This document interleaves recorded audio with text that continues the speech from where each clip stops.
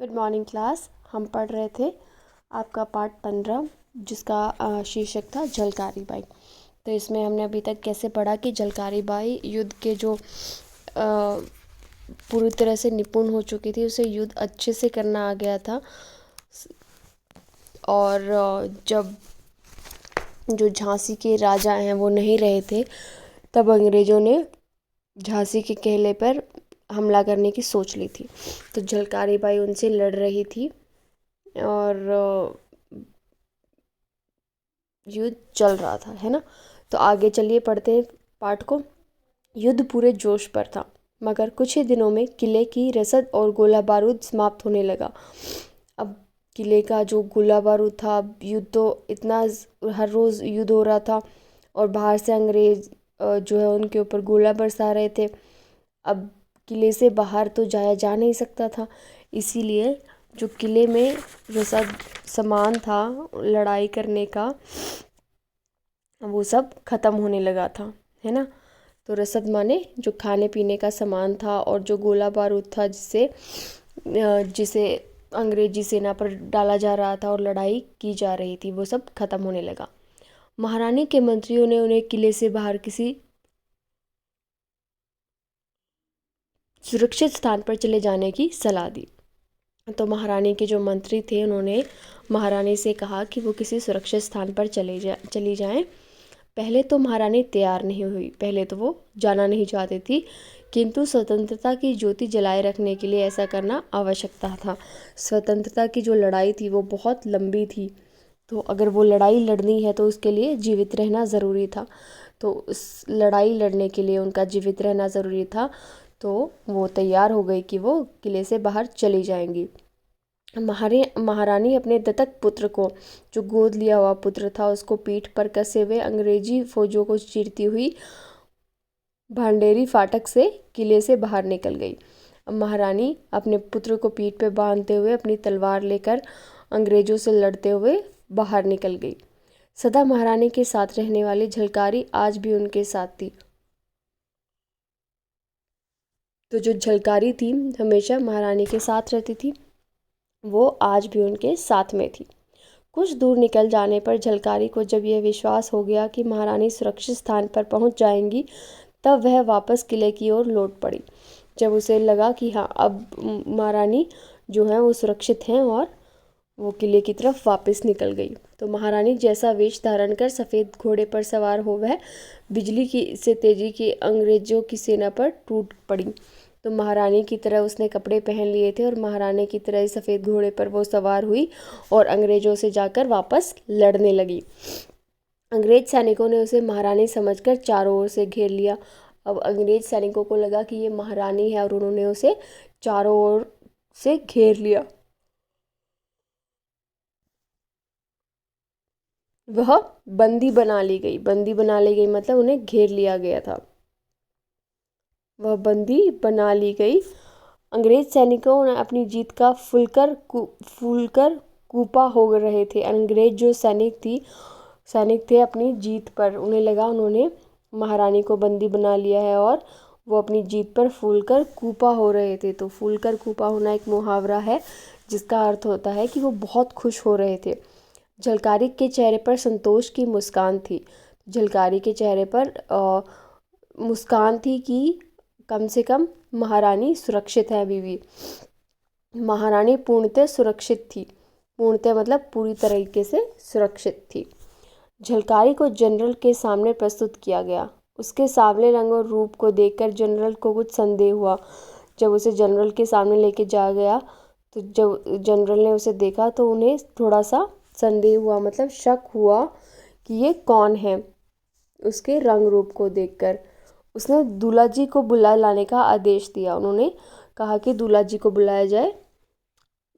दूल्हा जी को देखते ही झलकारी की आंखों से चिंगारियां बरसने लगी, मतलब बहुत वो झलकारी ने जब दूल्हा जी को देखा तो उसे बड़ा गुस्सा आया, क्योंकि दूल्हा जी ने क्या किया था, वो अंग्रेजों के साथ मिल गए थे। वह क्रोध और घृणा से चिल्ला उठी, देशद्रोही, कायर, धोखेबाज। तो वो जो घृणा से चिल्लाने लगी कि तुम देशद्रोही हो, धोखेबाज हो। तभी जनरल ने पूछा, क्या यही महारानी लक्ष्मीबाई है? तो जनरल ने उससे पूछा कि ये क्या महारानी लक्ष्मीबाई है? तो दूल्हा जी लज्जा से सिर झुकाए खड़ा था। उसे शर्म आ रही थी कि वो अंग्रेजों के साथ मिल चुका है। वह बोला, नहीं, महारानी को बंदी बनाना क्या इतना आसान है? तो उसने कहा कि महारानी को बंदी बनाना इतना आसान नहीं है। हार और अपमान से जनरल तिलमिला उठा। तिलमिला उठा मतलब बेचैन हो गया, क्योंकि अब वो हार गया था और उसका अपमान हुआ था, माने कि उन्हें लगा था उन्होंने रानी को पकड़ लिया है। झलकारी को अदालत में पेश किया गया, उसे फांसी की सज़ा सुनाई गई। अब झलकारी को अदालत में लेके जाया गया और वहाँ उसे फांसी की सज़ा सुनाई गई। निडर झलकारी हंसते हंसते फांसी पर झूल गई। देशभक्त वीरांगना झलकारी का यह बलिदान सदैव स्मरणीय रहेगा। स्मरणीय रहेगा मतलब सबको याद रहेगा। उसने विश्वास के इतिहास में महिलाओं का मस्तक ऊंचा कर दिया। मस्तक ऊंचा करना मतलब सम्मान बढ़ाना। तो उसने इतिहास में महिलाओं का जो सर है वो ऊंचा कर दिया गर्व से। तो ये था आपका पाठ जिसमें झलकारी की बहादुरी के बारे में बताया गया है। तो अब करते हैं इसके शब्दार्थ। निसंकोच, इसका अर्थ होता है बेझिझक। विश्वास पात्र, जिस पर भरोसा न किया जाए। सदैव का अर्थ होता है हमेशा। दत्तक पुत्र होता है वो जो गोद लिया गया हो पुत्र हो। उत्तराधिकारी का अर्थ होता है वारिस। सशक्त होता है हथियारों से लैस, जिसके पास खूब सारे हथियार हों। प्रयत्न होता है कोशिश। तोपची होता है तोप चलाने वाले। सतर्क होता है होशियार। टूट पड़ना, जोर शोर से शामिल करना। रसद, खाने पीने तथा अन्य सामान। बंदी, कैद कर ली गई। फूलकर कूपा होना, बहुत खुश होना। पूर्णतः, पूरी तरह। संदेह, शक, किसी पर आपको संदेह है तो इसका अर्थ है शक है।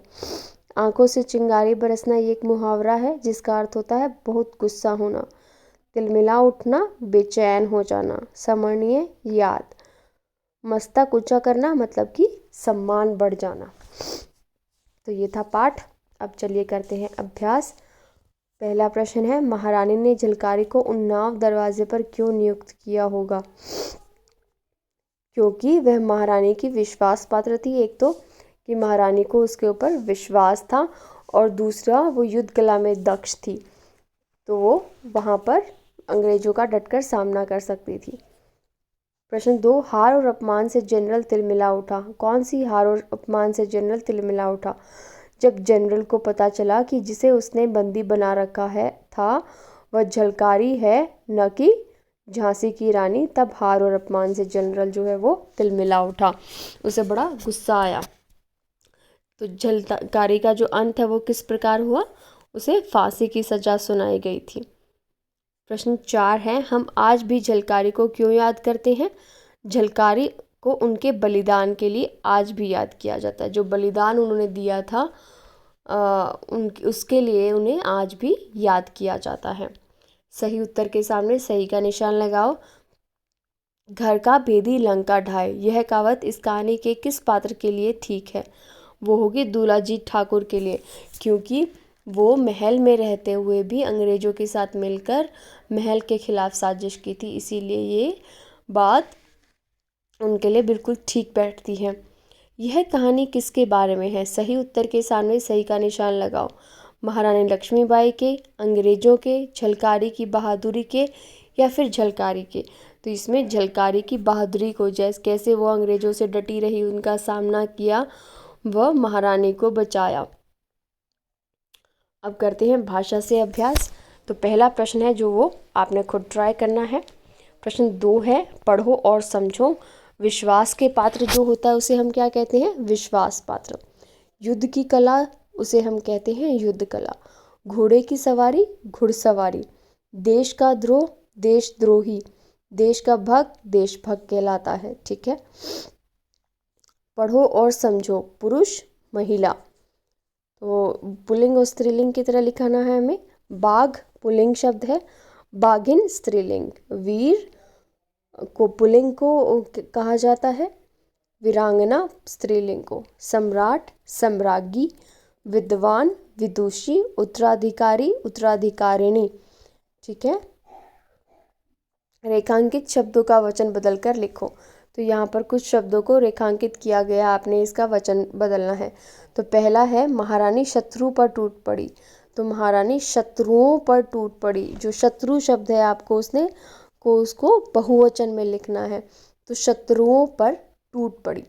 एकाएक उसकी दृष्टि अंग्रेज सैनिकों पर पड़ी। तो अंग्रेज सैनिकों पर पड़ी, सैनिक पर पड़ी नहीं, सैनिकों पर पड़ी। किले में खतरे की घंटी बज उठी। किले में खतरे की घंटियां इस प्रकार से आएगा, घंटियां बज उठी। भारतीय खिलाड़ी ने करिश्मा कर दिखाया। तो भारतीय खिलाड़ी का जो बहुवचन है वो क्या होगा, खिलाड़ियों। तो भारतीय खिलाड़ियों ने करिश्मा कर दिखाया। मेरी सहेली को जामुन बहुत पसंद है। तो सहेली का बहुवचन क्या होगा, मेरी सहेलियों को जामुन बहुत पसंद है। प्रश्न 5 हम नहीं करेंगे। प्रश्न 6 है संबंधवाचक, जो हमने अभी थोड़े दिन पहले व्याकरण में किया था कि जो शब्द किसी शब्द या फिर किसी वाक्य के संबंध के बारे में बताते हैं वो क्या होते हैं, संबंधवाचक शब्द। तो कुछ वाक्य नीचे दिए गए उनको हम पढ़ते हैं। मेरे घर के बाहर एक गाड़ी आकर रुकी। किसके बाहर, घर के बाहर। तो घर और गाड़ी का क्या संबंध है वो हमें किससे पता चलता है, के बाहर से। स्कूल के पास जामुन के पेड़ लगे हैं। स्कूल के पास क्या लगे हैं, जामुन के पेड़। तो स्कूल का और जामुन का आपस में क्या संबंध है कि स्कूल के पास जामुन के पेड़ लगे हैं। हम अध्यापक के साथ पुस्तक मेला देखने गए। तो हम किसके साथ गए, अध्यापक के साथ। कहाँ, पुस्तक मेला। तो अध्यापक और पुस्तक का क्या संबंध है कि हम उनके साथ गए। घर के चारों ओर बच्चों की भीड़ लग गई।